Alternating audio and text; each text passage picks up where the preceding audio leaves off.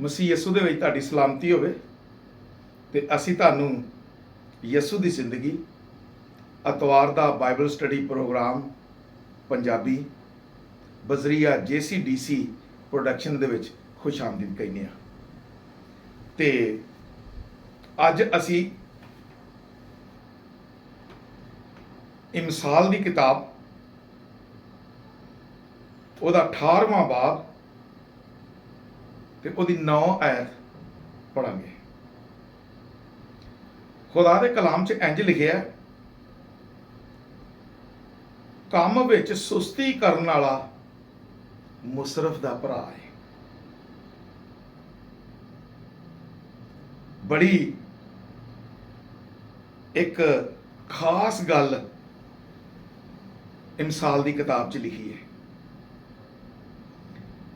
ਤੇ ਖੁਦਾ ਦਾ ਕਲਾਮ ਸਾਨੂੰ ਸਮਝਾਉਂਦਾ ਹੈ ਕਿ ਕੰਮ ਦੇ ਵਿੱਚ ਸੁਸਤੀ ਕਰਨ ਵਾਲਾ ਮੁਸਰਫ ਦਾ ਭਰਾ ਹੈ। ਤੇ ਜਦੋਂ ਅਸੀਂ ਮੁਸਰਫ ਤੇ ਗੱਲ ਕਰਨੇ ਆ ਤੇ ਸਾਨੂੰ ਯਿਸੂ ਮਸੀਹ ਦੀ ਦਿੱਤੀ ਹੋਈ ਤਮਸੀਲ ਯਾਦ ਆ ਜਾਂਦੀ ਹੈ, ਜਿਹੜੀ ਤਮਸੀਲ ਮੁਸਰਫ ਬੇਟੇ ਦੀ ਹੈ। ਤੇ ਮੁਸਰਫ ਦਾ ਮਤਲਬ ਅਗਰ ਕੱਢੀਏ ਮੁਸਰਫ ਨਾਂ ਦਾ, ਜਿਹਨੂੰ ਮੁਸਰਫ ਕਿਹਾ ਜਾਂਦਾ ਤੇ ਇੰਜ ਲੱਗਦਾ ਕਿ ਆਪਣਾ ਨਾਂ ਯਾਨੀ ਮੁਸਰਫ ਆਪਣਾ ਮਤਲਬ ਆਪੇ ਹੀ ਦੱਸਦਾ, ਜਿਹਨੂੰ ਅਸੀਂ ਉਜਾੜਨ ਵਾਲਾ, ਨਕੱਬਾ, ਨਖੱਟੂ, ਸੁਸਤ, ਕੁਝ ਨਾ ਕਰਨ ਵਾਲਾ, ਮਾਂ ਬਾਪ ਦਾ ਨਾਫਰਮਾਨ, ਜਿਹੜਾ ਮਾਂ ਪਿਓ ਦੀ ਗੱਲ ਹੀ ਨਹੀਂ ਮੰਨਦਾ, ਆਪਣੀ ਮਰਜ਼ੀ ਕਰਨ ਵਾਲਾ ਸਾਨੂੰ ਲੱਭਦਾ। ਤੇ ਜਦੋਂ ਅਸੀਂ ਮੁਸਰਫ ਤੇ ਗੌਰ ਕਰਨੇ ਆ ਤੇ ਇਹ ਬੜੀ ਵੱਡੀ ਇੱਕ ਗਾਲੀ ਦੀ ਸ਼ਕਲ ਹੈ ਕਿ ਜਿਹਨੂੰ ਕਿਹਾ ਜਾਏ ਤੂੰ ਤੇ ਬੜਾ ਨਕੰਮਾ ਹੈ, ਤੂੰ ਤੇ ਨਖੱਟੂ ਹੈ, ਤੂੰ ਤੇ ਕੁਝ ਨਹੀਂ ਕਰਨ ਵਾਲਾ, ਤੂੰ ਤੇ ਝਾੜੂ ਹੈ, ਤੇ ਉਹਨੂੰ ਬੜਾ ਗੁੱਸਾ ਲੱਗਦਾ।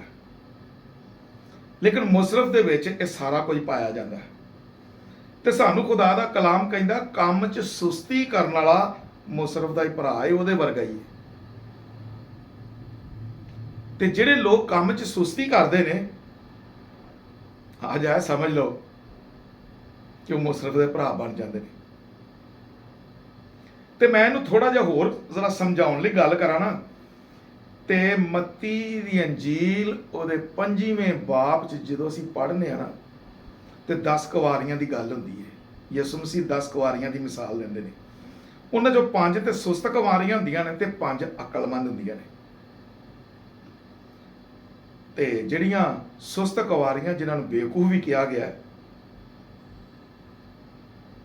ਉਹਨਾਂ ਦੇ ਕੋਲ ਮਸ਼ਲਾਂ ਤੇ ਹੈਗੀਆਂ ਸਨ ਲੇਕਿਨ ਤੇਲ ਕੋ ਨਹੀਂ। ਉਹ ਤੇਲ ਘਰੋਂ ਲੈ ਕੇ ਚੱਲੀਆਂ ਹਨ ਲੇਕਿਨ ਥੋੜਾ ਸੀ। ਉਹ ਰਸਤੇ ਜਾਂਦਿਆਂ ਮੁੱਕ ਗਿਆ ਤੇ ਉਹਨਾਂ ਆਪਣੀਆਂ ਨਾਲ ਦੀਆਂ ਨੂੰ ਕਿਹਾ, ਤੁਹਾਡੀ ਮਿਹਰਬਾਨੀ ਥੋੜਾ ਜਿਹਾ ਤੇਲ ਤੇ ਦੇ ਦਿਓ।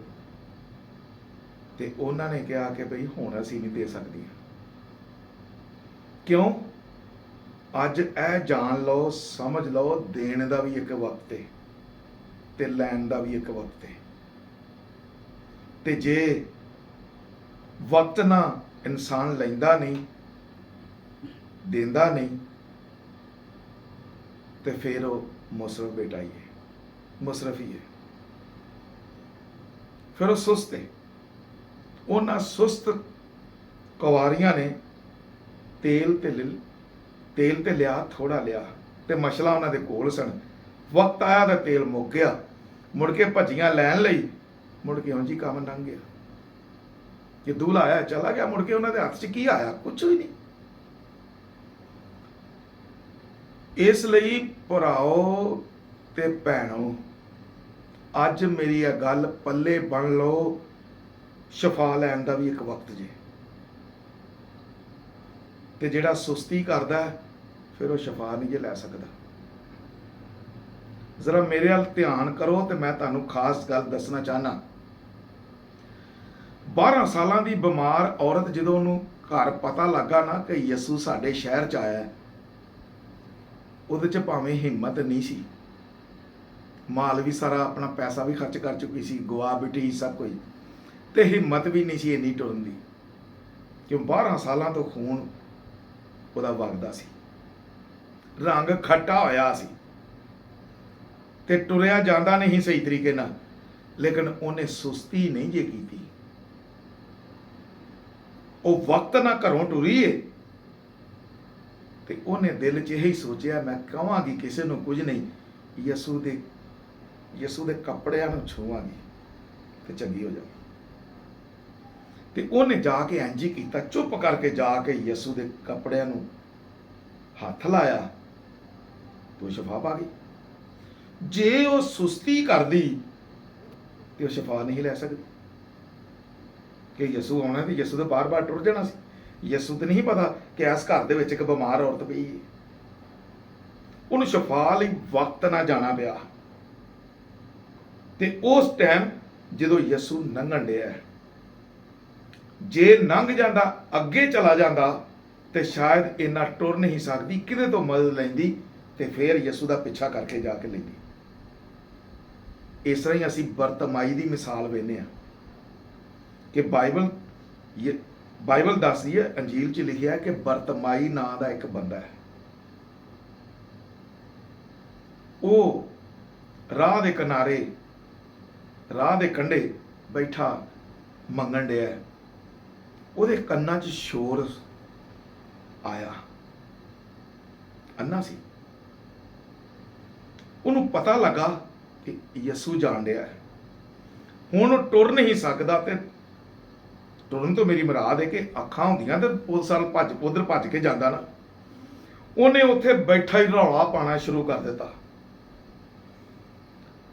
ਯਿਸੂ ਇਬਨ ਦਾਊਦ ਮੇਰੇ ਤੇ ਰਹਿਮ ਕਰ। ਜਦੋਂ ਉਹ ਉੱਚੀ ਉੱਚੀ ਬੋਲਣ ਡਿਆ ਪਿਆ, ਰੌਲਾ ਪਾਣ ਡਿਆ ਪਿਆ ਨਾ, ਤੇ ਲੋਕਾਂ ਨੇ ਕਿਹਾ ਚੁੱਪ ਕਰ। ਤੇ ਖੁਦਾ ਦਾ ਕਲਾਮ ਕਹਿੰਦਾ ਉਹ ਚੁੱਪ ਨਹੀਂ ਕੀਤਾ, ਉਹਨੇ ਸੁਸਤੀ ਨਹੀਂ ਕੀਤੀ, ਉਹਨੇ ਹੋਰ ਰੌਲਾ ਪਾਣਾ ਸ਼ੁਰੂ ਕਰ ਦਿੱਤਾ। ਉਹ ਯਿਸੂ ਨੂੰ ਆਵਾਜ਼ਾਂ ਮਾਰਨ ਡਿਆ ਪਿਆ, ਤੇ ਯਿਸੂ ਦੇ ਕੰਨ 'ਚ ਆਵਾਜ਼ ਜਦੋਂ ਗਈ ਨਾ, ਤੇ ਯਿਸੂ ਨੇ ਆਖਿਆ ਇਹਨੂੰ ਲੈ ਕੇ ਆਓ। ਜਦੋਂ ਸ਼ਾਗਿਰਦ ਆਏ ਤੇ ਫਿਰ ਉਹਨੂੰ ਫੜ ਕੇ ਲਗਾਏ ਨੇ, ਤੇ ਉਹਨੂੰ ਸ਼ਿਫਾ ਮਿਲ ਗਈ। ਜੇ ਉਹ ਸੁਸਤੀ ਕਰਦਾ ਤੇ ਉਹਨੂੰ ਮਿਲ ਸਕਦੀ? ਸੁਸਤੀ ਆਪਣੇ ਅੰਦਰ ਨਾ ਰੱਖੋ, ਕਿ ਸੁਸਤੀ ਕਰਨ ਵਾਲਾ ਮੁਸਰਫ ਦਾ ਭਰਾ ਹੈ, ਉਹ ਤਰੱਕੀ ਨਹੀਂ ਕਰ ਸਕਦਾ, ਬਰਕਤ ਨਹੀਂ ਪਾ ਸਕਦਾ। ਬਾਈਬਲ ਦੇ ਵਿੱਚ ਬੜੀਆਂ ਮਿਸਾਲਾਂ ਨੇ ਜਿਨ੍ਹਾਂ ਨੂੰ ਅਸੀਂ ਜਾਣ ਸਕਨੇ ਆ ਤੇ ਸਮਝ ਸਕਨੇ ਆ।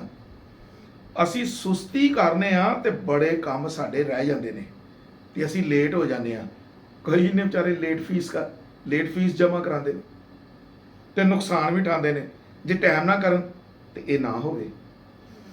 ਇਸੇ ਤਰ੍ਹਾਂ ਹੀ ਖੁਦਾ ਦੇ ਕਲਾਮ 'ਚ ਲਿਖਿਆ ਹੈ, ਗੁਨਾਹਗਾਰ 100 ਵਰਿਆਂ ਦਾ ਹੋ ਜਾਏ ਤੇ ਉਹ ਲਾਹਨਤੀ ਹੈ।